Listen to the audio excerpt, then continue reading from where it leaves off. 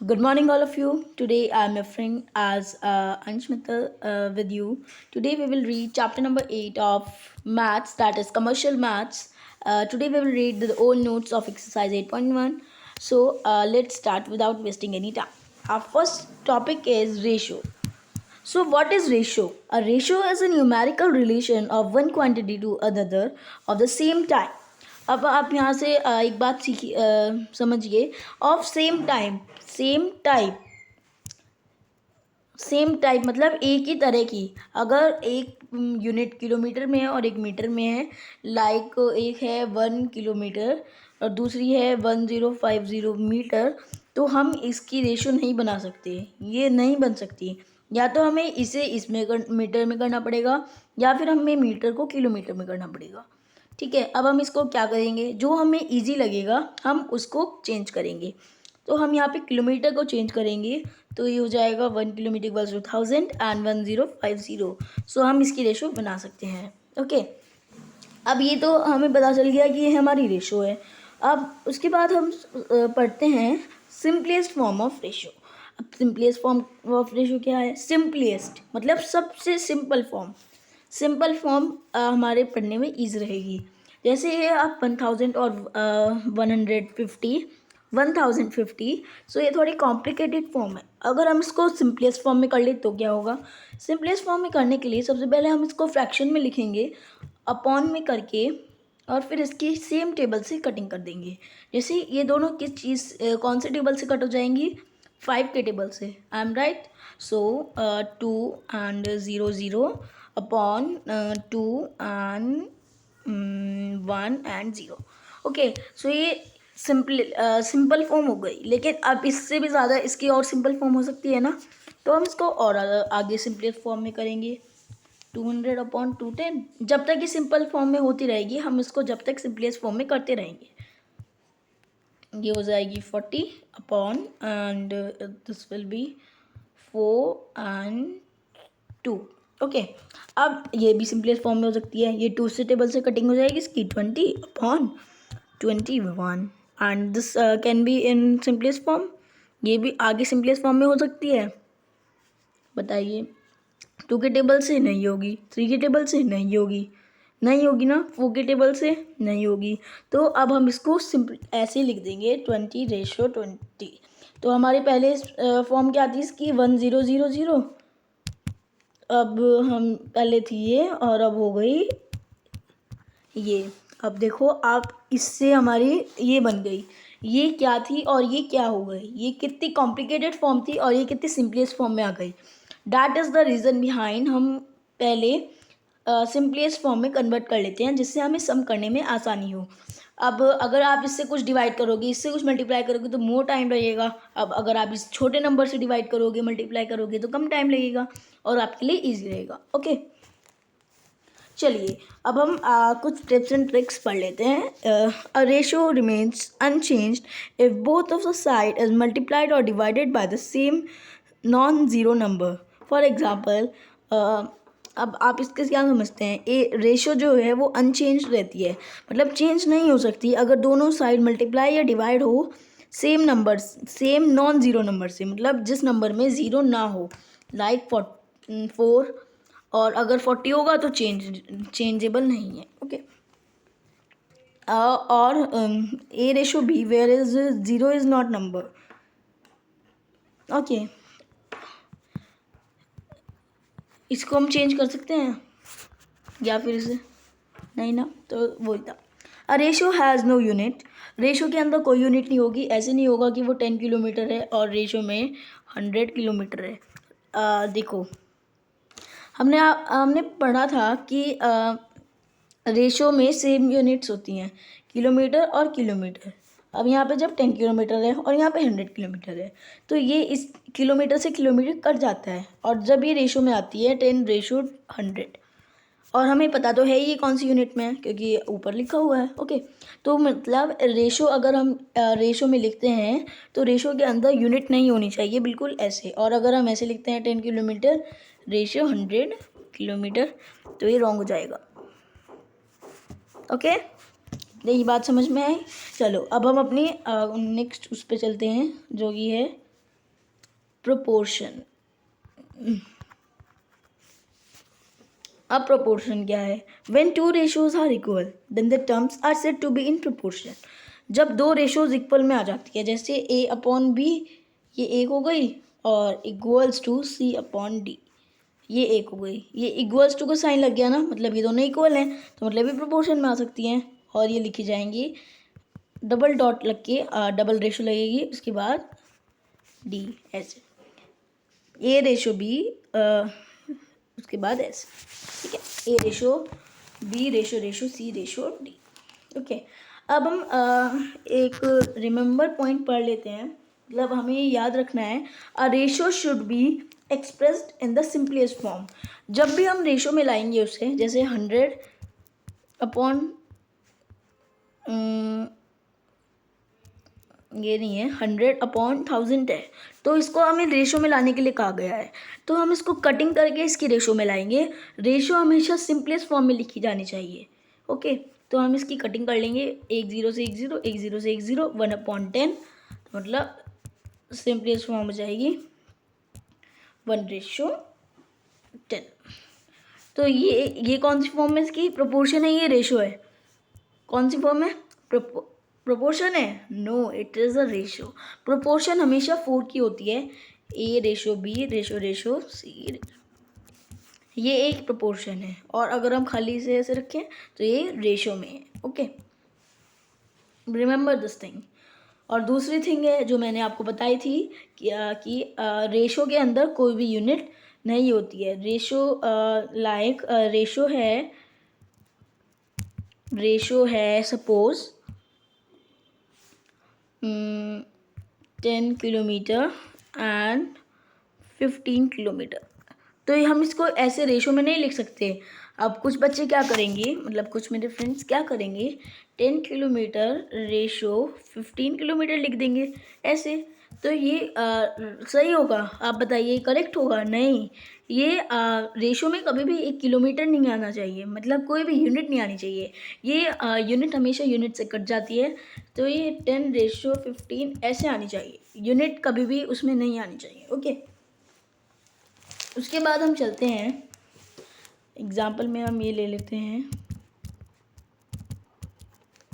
Okay, a number the numbers A and D R called extremes.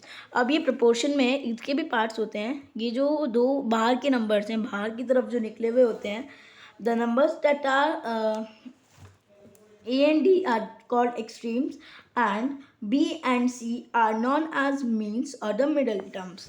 अब जो ये बीच की हैं ये होंगे means या फिर middle terms, ठीक है, और ये होगा बाहर के दोनों extremes. Okay, remember this thing. This is a very important point. अगर आप इन दोनों में कंफ्यूज हो जाओगे तो आगे आपको बहुत ज़्यादा प्रॉब्लम होगी क्वेश्चन करने में। ओके, अब हम आगे चलते हैं। Product of extremes and means equals to same. अब हमेशा product means A multiplied by D equals to C multiplied by B. इन दोनों का प्रोडक्ट हमेशा सेम रहेगा। किनका? एक्सट्रीम्स का, मीन्स का। ये दोनों क्या है? एक्सट्रीम्स। ये दोनों क्या है? मीन्स। क्यों है एक्सट्रीम्स? ये क्योंकि ये बाहर की साइड है, और वो मीन्स क्यों है? क्योंकि वो अंदर की साइड है। ये कौन है? मीन्स। और ये कौन है? एक्सट्रीम्स। ठीक है, ये वेरी इंपॉर्टेंट पॉइंट्स हैं, तुम इसको ध्यान रखना। Okay, after that when there are 3 terms A B C and continued proportion, then जब प्रोपोर्शन में ए बी सी है और इसकी आपको दिया गया है थर्ड प्रोपोर्शन फाइंड करना है, तो आपकी कंटिन्यूस वे में चलेगा। कैसे? ऐसे, A ratio B ratio ratio B, ऐसे चलेगा। ये 2 बार आएगा, मीन्स में दोनों तरफ भी रहेगा, और फिर फॉर्मूला चलेगा means equals to extremes, product of means equals to product of extremes. So ये होगा A multiplied by C equals to B multiplied by B. जब बी 2 बार आ जाएगा तो बी स्क्वायर, और ये ए सी इक्वल्स टू, और फिर ऐसे जो है थर्ड प्रोपोर्शन निकल जाएगी। ओके, अब आपको इतना सब कुछ समझ में आ गया होगा मेरे ख्याल से। ये थी सब रिवीजन थिंग्स जो कि हम पहले भी पढ़ चुके हैं। अब हम इसका एक एग्जांपल ले लेते हैं। If a water tank filled by a pipe at the rate of 40 liters per minute, so how much it will be filled after 25 minutes।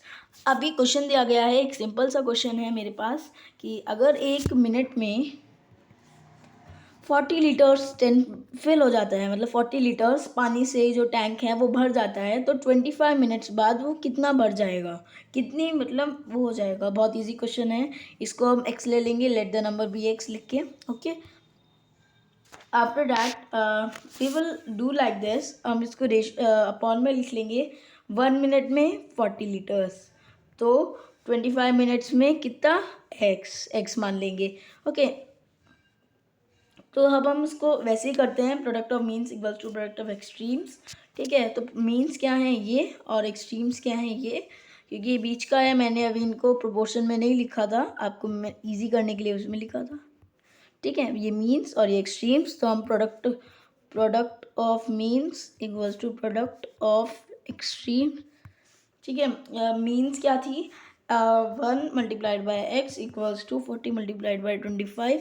ये 1x, और हम x में कभी भी 1 ऐड करके नहीं लिखते हैं। अगर 1 मल्टीप्लाइड बाई एक्स है तो हमेशा आंसर 1x आएगा, और हम 1x कभी भी नहीं लिखते हैं, ओनली x लिखते हैं। ओके, अब हम इसको मल्टीप्लाई कर देंगे 40 से। 40 multiplied by 25 that will be 1000 litres. So tank fill be in, मतलब टैंक जो है वो 40 मिनट्स में कितना भरेगा, 1000 लीटर्स। हम लिख देंगे tank will fill 1000 litre in 40 minutes. Okay, ये हमारा सिंपल आंसर बन जाएगा। अब हम अपनी एक्सरसाइज की क्वेश्चंस पे आते हैं, मतलब उनके नोट्स पे आते हैं। अब हम आते हैं एक्सरसाइज 8.1 की नोट्स पे। अब तक जो मैंने आपको दिया है वो सब रिव्यू था चैप्टर का। ओके, अब हम आते हैं एक्सरसाइजेस की नोट्स पे। सबसे पहले हम इस एक्सरसाइज में पढ़ेंगे यूनिटरी मेथड। यूनिटरी मेथड आप थर्ड से करते आ रहे हैं आई थिंक, और आपका तो पता नहीं मुझे, लेकिन मैं तो अपनी थर्ड क्लास से यूनिटरी मेथड करता आ रहा हूँ। ओके, अब हम यूनिटरी मेथड के बारे में कुछ पढ़ते हैं। यूनिटरी मेथड, यूनिटरी मेथड क्या है? The unitary method is the simple way of solving any mathematical problem. In this method we first find the values of one quantity and then find the value of the required number of quantities। अब आप इससे एक ध्यान रखेंगे, सबसे पहले आपको कितने भी नंबर की क्वांटिटी दी गई हो, 40 की, 50 की, 51 की, कितने भी नंबर की, किसी भी नंबर की क्वांटिटी अगर आपको दी गई है, आप उसको छोड़कर सबसे पहले उसके हेल्प से 1 की क्वांटिटी निकालेंगे। ओके, 1 की क्वांटिटी निकालने के बाद आप क्या करेंगे वो मैं अभी बताता हूँ। Before solving the problem using a unitary method, you should follow the following terms. Okay, आपको एक चीज़ पता होनी चाहिए, direct variation. Number 1, direct variation.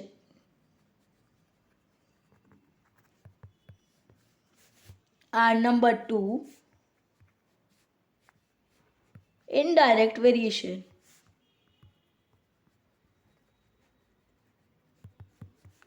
आप मेरी राइटिंग पे मत जाइएगा, ये ब्लैक बोर्ड है और मैथ्स में सबकी राइटिंग बुरी ही होती है ऑलमोस्ट। और अगर आप ज़्यादा अच्छी राइटिंग लिखते हो तो I don't know about this, but maths में मेरी राइटिंग थोड़ी गंदी ही आती है। डायरेक्ट वेरिएशन, हम डायरेक्ट वेरिएशन के बारे में पढ़ते हैं। हम इसको शॉर्ट फॉर्म में डीवी भी बोलते हैं। If the value of an quantity increases and the value of the other quantities verse wise increases, so verse wise का मतलब उल्टा।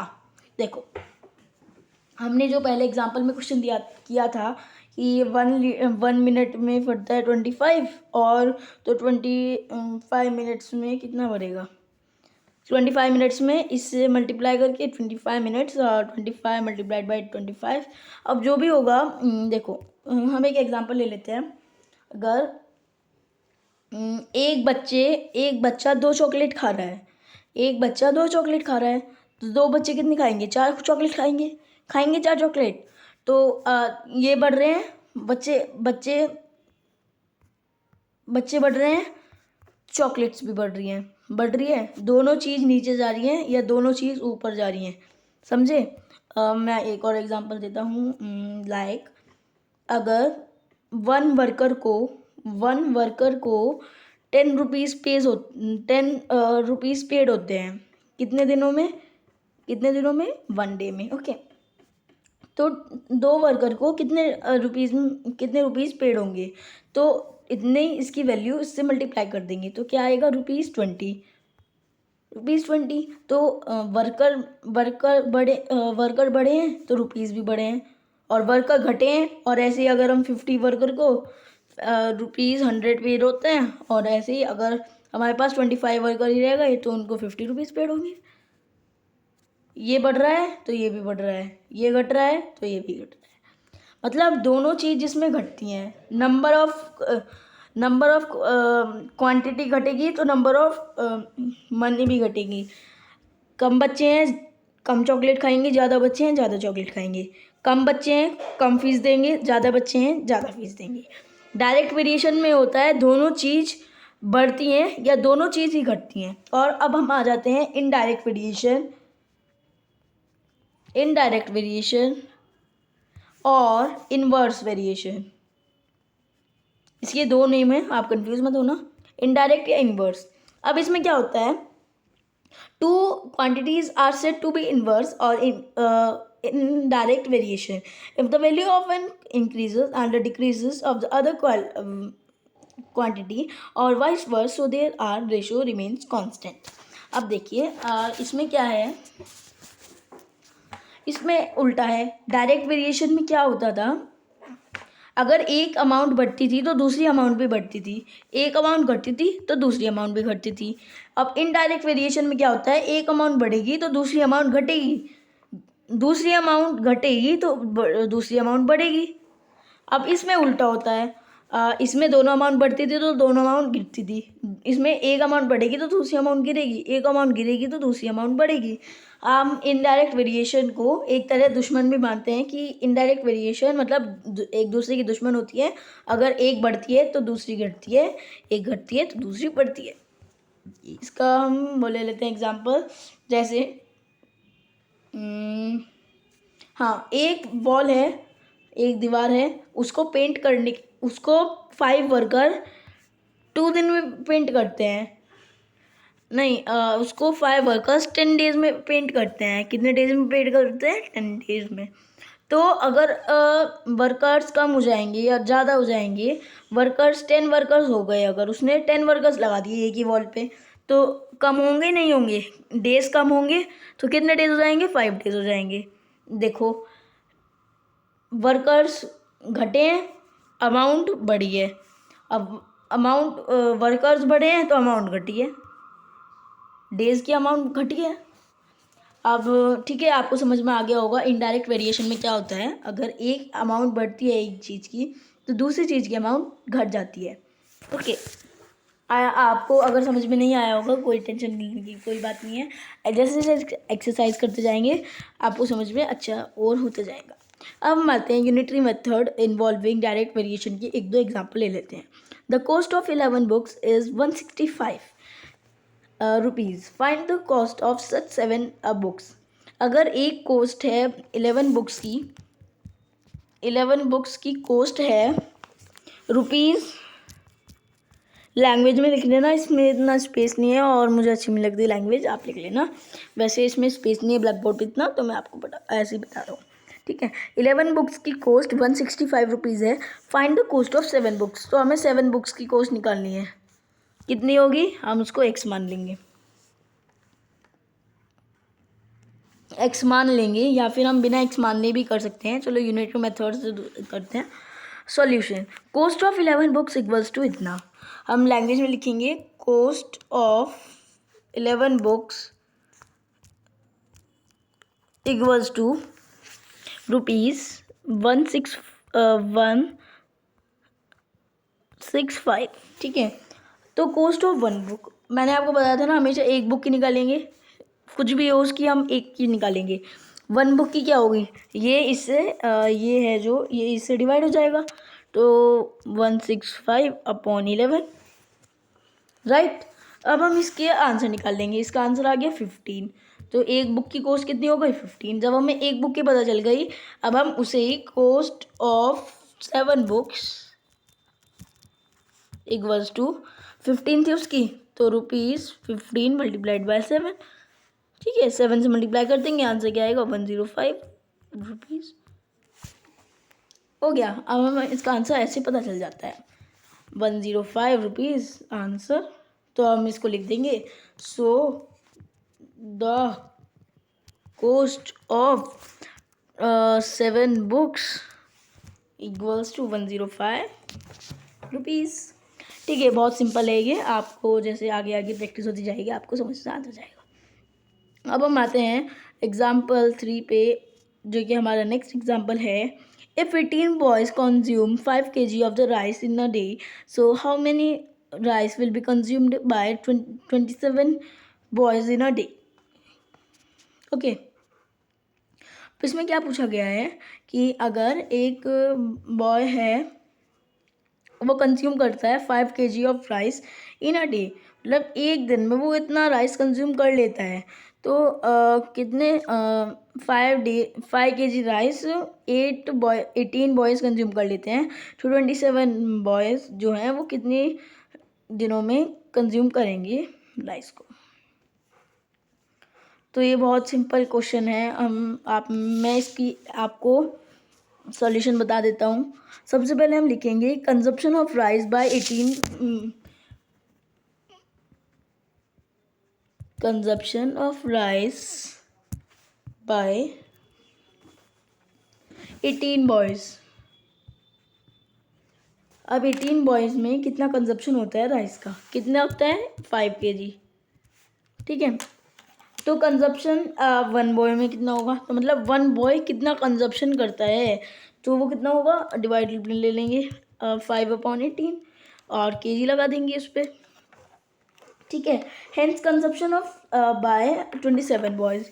अब ये हो गया हमारा एक बॉयज़ का, मतलब 5/18 1 का है। ठीक है, consumption of rice by 27 boys. अब हम 27 का है तो मल्टीप्लाइड बाय 27 बॉयज़ कर देंगे। ठीक है, अब हम इसकी कटिंग कर लेंगे।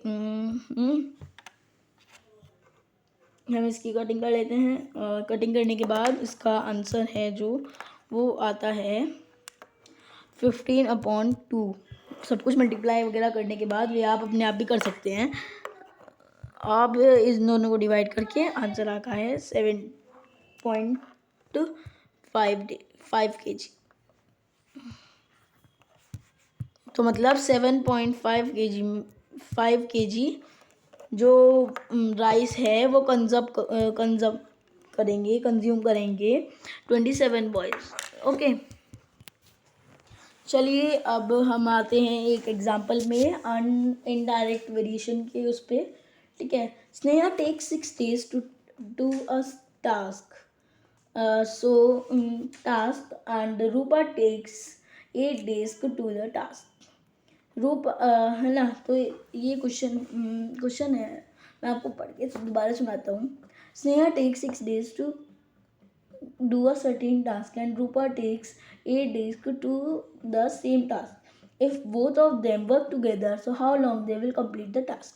मतलब जो रूपा है, स्नेहा है 6 डे में एक टास्क है जो पूरा कर लेती है, उसके बाद रूपा है वो 8 दिनों में वो वही टास्क पूरा कर लेती है। तो अगर वो दोनों मिलकर एक साथ काम करेंगे तो वो कितने दिनों में अपना टास्क कंप्लीट कर लेंगे। Okay, Sneha take 6 days to do a task. Sneha कितने डे में करती है, 6 days में। उसके बाद सो स्नेहा विल 1 डे में कितना करेगी, वो 1/6 पार्ट ऑफ द टास्क। ठीक है, रूपा डेज 8 कितना 8 days लेती है और 1 डे में कितना करेगी वो, equals to 1/8 of the task. ठीक है, व्हेन दे वर्क टुगेदर मतलब 1/6 प्लस 1/8, इसको प्लस कर लेंगे। अब हम इसकी रिमाइंडर सेम कर लेंगे, 1/4/6/4 plus 1 multiplied by 3/8 multiplied by 3। हमने इनके रिमाइंडर सेम करने के लिए इनको मल्टीप्लाई किया है, मल्टीप्लाइड बाय 4। आपको वो सेम करना आता होगा, ठीक है। प्लस करना तो सबको ही आता है, हमने पहले सीखा हुआ है, ओके। 1/4 और इसको मल्टीप्लाई कर लेंगे। मल्टीप्लाई करने के बाद जो है हमारे रिमाइंडर सेम हो जाएंगे। हम ऊपर वालों की पहले एलसीएम लेंगे वगैरह करके हम अपना रिमाइंडर सेम कर लेंगे। वो आई थिंक आता होगा आपको, और अगर नहीं आता है तो आप कमेंट बॉक्स में बता देना, मैं दोबारा बता दूँगा आपको। 4 + 3 करके 7/24 पार्ट हो गया। अब इतना टास्क कितने दिनों में हुआ है? 7 डेज में। सो 7/24/24। और अब अगर हमें सिंपल लैंग्वेज में लिखना चाहे तो 1/7/24, ठीक है। अब हम इसको रेसिप्रोकल कर लेंगे और मल्टीप्लाइड में इसे कन्वर्ट कर लेंगे। 24/7 डेज। अब हम इसका आंसर हमारा मिक्स फ्रैक्शन में आ जाएगा 3/3/7 होल में, जिसे हम बोलते हैं 7। तो हमारा आंसर आ गया 3/7 डेज में हमारा दोनों कर लेंगे, ठीक है। चलिए अब हमारी 8.1 एक्सरसाइज ख़त्म होती है। इतना ही था हमारी एक्सरसाइज में। मैंने आपको सारे नोट्स दे दिए हैं, इसके सारे नोट्स आप क्लियर कर दिए हैं। उसके बाद हम नेक्स्ट एक्सरसाइज में पढ़ेंगे। मैं आपको बता देता हूँ हमारी नेक्स्ट एक्सरसाइज में होगा परसेंटेज। आप बिल्कुल भी कंफ्यूज मत होइएगा। अगर आपको कोई भी क्वेरी हो मेरी वीडियो से रिलेटेड आप प्लीज़ बताइएगा, मुझे प्लीज़ सपोर्ट कीजिएगा। उसके अलावा हम पढ़ेंगे कन्वर्टिंग फ्रैक्शंस रेशोज़, मतलब कन्वर्ट करना सीखेंगे परसेंटेज में, ओके। और उसको भी दोबारे परसेंटेज से भी उसमें कन्वर्ट करना हम सीखेंगे, और हम उसके कुछ एग्जांपल्स लेंगे। और अगली वीडियो में हम इतना ही करेंगे। एक्सरसाइज 8.1 कंप्लीटेड होती है। अगर आपको कोई भी क्वेरी हो, कोई भी कन्फ्यूज़न हो, प्लीज़ आप बिना कुछ फियर वगैरह करे आप मेरे चैनल के कमेंट सेक्शन में पूछ सकते हैं। Thank you.